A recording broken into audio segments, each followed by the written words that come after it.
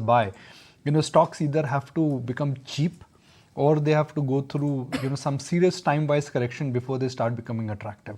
I think we may be reaching that point of turn on HDFC Bank where it is becoming attractive. It is way below its long-term averages, but right now I think it is just this consensus view. And Kunal, that's the problem with HDFC Bank, right? I mean, I can write a long report on why you should own it, but trust me, that long report, before I write, everybody else has written it. Well, absolutely right, Nikunj. And so, in technicals, we look at this in two parts. One is, to try and get the risk reward right when you're entering into the trade. But then will just risk reward or being on the right side in terms of risk reward, will try and benefit you over the short to medium term? The answer for that, of course, for HDFC Bank seems to be no, because the stock in terms of timing, in terms of momentum, seems to be lacking its mojo significantly. And we're not trying to restrict this to a time frame of 2-3 months, 6 months, or you look at the last 2 years or 3 years of price performance. I think except for just 1 or 2 odd phases when the stock had rallied, specifically when the news for HDFC Bank and HDFC merger had happened, I think that was the only period where the stock had seen a sharp pickup of price action. But I think devoid of all of those event-specific moves for HDFC Bank, it's largely been a stock which has been absolutely sideways. So yes, time-wise, maybe risk-reward-wise, it could be a good level to buy HDFC Bank at this 1450, 1500 mark, which is also a major multi-month support. But then I think the extent of time which the stock can spend at current levels would be very difficult to try and look at this from a short-term play.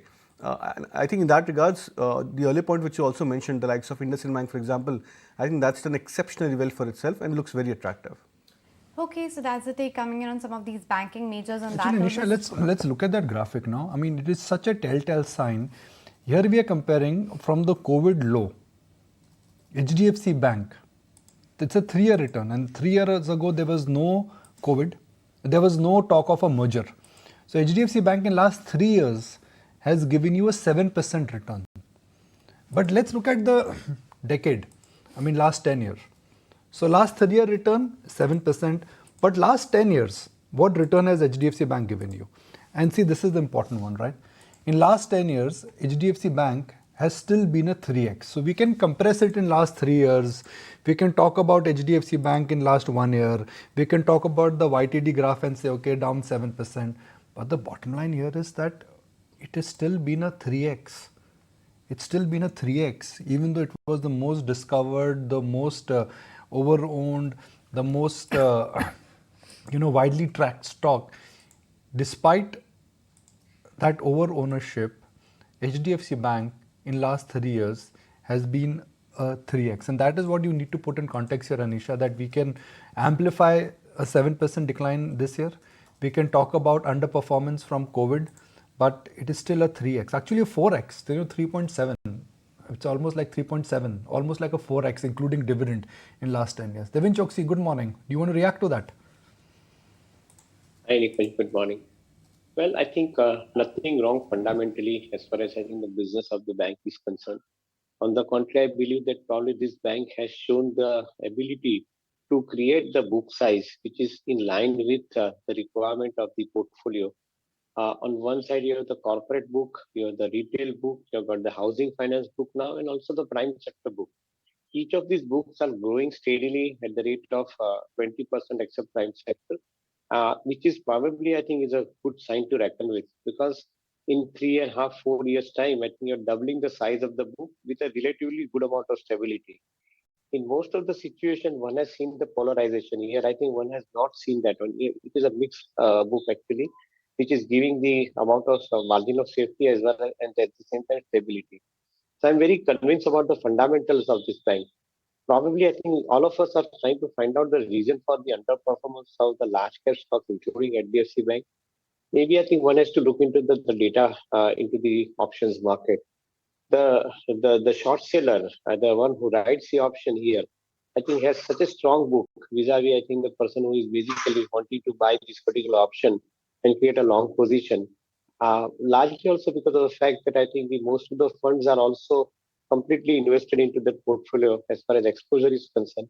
And at the same time, I think derivative market is being traded by the likes of ETFs and also the traders. There is reason for which I think some of the large cap stocks, despite of strong performance and strong balance sheet, they are languishing, they are not performing. In my viewpoint, I think the situation could get corrected over a period of time. But let's see, I think, how the technical shapes out on this particular. So, Deven, what do you make of the mid-cap IT sector, which has massively outperformed both in terms of earnings as well as stock performance versus the large caps, and the Starter Tech IPO coming in? What's your view on that? I guess I think the mid-cap IT stocks need to outperform also because of the fact that compared to the large caps, their growth rate is relatively more steady. Likes of LTTS, LTIM, Science Technology, Tata Elxsi, KPIT, and now Tata Technologies. I think these are the companies which are basically having a very strong focus on engineering R&D. And as a result of which their customer base, they completely rely on them for the sourcing of the business. To a greater extent, I think this is what has played out very well in a significant manner over last few years, I would say, and it is growing even stronger from the current level. Most of these companies are having the order book, which is also suggesting that they are going to have the repeat orders continuing in coming period as well because of the niche that they have created. So, in my viewpoint, I think these companies are relatively more stable. They are attracting higher amount of business, and they are also, I think, delivering faster compared to the large caps, as far as I think the order delivery is concerned. So, to that extent, we are seeing the higher performance in the financials as well. In my viewpoint, I think these particular companies are remaining relatively more strong and predictable compared to large caps, which are growing at a relatively smaller rate of course, also on a size. Maybe I think that's the reason for which I think one is strong and giving higher valuation also to these mid-tier IT companies. However, I think that situation might get corrected now for large cap companies. They've significantly underperformed for a variety of reasons. I would think that 24, calendar year 24, is promising to be a better year for many of the large cap companies where some of the large size contract could probably start rolling in. And that's where probably stocks will get re-rated. So Infosys, TCS kind of companies holds a good possibility to see the upside in calendar year 24. Deven, curious to get in your take then as to what you make of the entire hospitality space. Pretty strong brokerage notes as well coming in for the likes of an Indian Hotels, talking about pretty strong ARR growth, occupancy growth as well. And it's been nothing short of a pretty strong dream run for an Indian Hotels. Are you cherry picking within this entire space?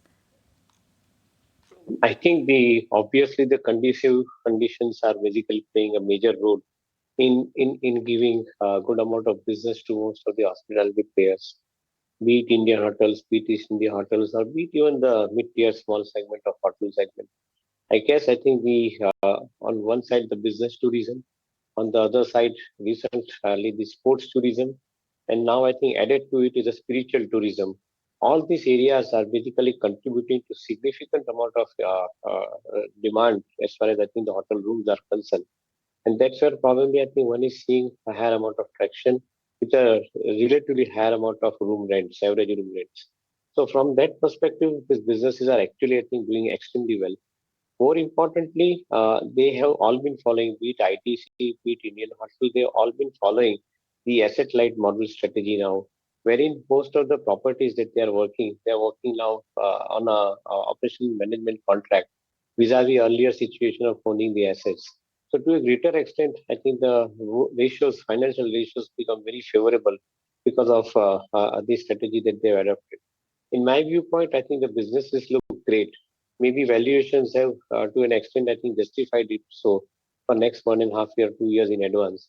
Any correction in the market price of these stocks, I think definitely it's a good buy opportunity, and we remain positive about the sector as well. Viresh, time and again, I think we've discussed Indian hotels. And if I look at the last 1 year change, last 2 year change, it's just been a stellar run up. But suddenly, last 3 months, it is running out of speed. Has the stock peaked out? Or do you think this is pure consolidation? And after 3-4 month kind of a sideways move, we could be talking 470, 500 very soon. So if you look at Indian hotels, it's just gone sideways relatively. The all-time highs for the stock is say 435, 437. The stock is today at 420. So just like a 4% say tick from the previous highs. So it's not something which has corrected a lot. It corrected only 10-15%, which is normal in a bull market move. So it corrected from 413 to 380 levels, so closer to that 15% mark. and now is setting up for a next leg of the move wherein it starts above 425, 430. In that case, the next target price would be 500. So the whole hotel place looks interesting, but now I would be more interested in something like a EIH, which has not done a similar move and is a very similar structure. So the stock was at 240, 250 back in 2007, was at 220 in 2017, 18. And now finally it is at 240 to 260 levels over the last 3-6 months. So structurally, a similar breakout which happened in Indian hotels at 160 to 180 odd levels is happening in EIH hotels at 240, 250. So if one is looking at a 1 to 2 year view in hotels, it could be a good time to actually get into EIH instead of Indian hotels. Okay, that's interesting, looking at EIH as an option when it comes to the entire hospitality space. In the meantime, Deven, wanted to just get in your take with the EV adoption as well picking up. Which are some of the auto companies that you believe can really leverage this opportunity and stand tall? So in auto ancillary, most of the players have aligned themselves with the requirement of the EV, and that's a good sign. Likes of Minda, likes of Minda Corporation, one who is basically catering to passenger vehicle, the other one is catering largely to two-wheeler segment. I think all of them have actually adapted to the requirement of the EV players, though the volume remains comparatively small. However, I think these companies have already started positioning with the product lines, the products which are basically being supplied to some of the larger OEMs. In my viewpoint, auto ancillaries remain relatively more favorable compared to the OEMs at this point of time, because auto ancillaries are basically having the mixed portfolio, the ICE portfolio as well as EV portfolio, which probably allows them to even take leverage on the profitable ICE portfolio when they are selling on the smaller size EV portfolio of products. So to a greater extent, I think this is becoming relatively more sure play, relatively more stronger play going forward as well. There are many auto ancillary companies which are basically simultaneously, I think, creating their presence into the EV space, and one can possibly look out for individual names, but the volume remains comparatively smaller, so they are not coming up on the surface. However, these two names we normally track, so we find that I think they're interestingly positioned at this point of time. Deven, good to have you on board. Thanks so much for taking time Thank you. out and joining in. A quick check.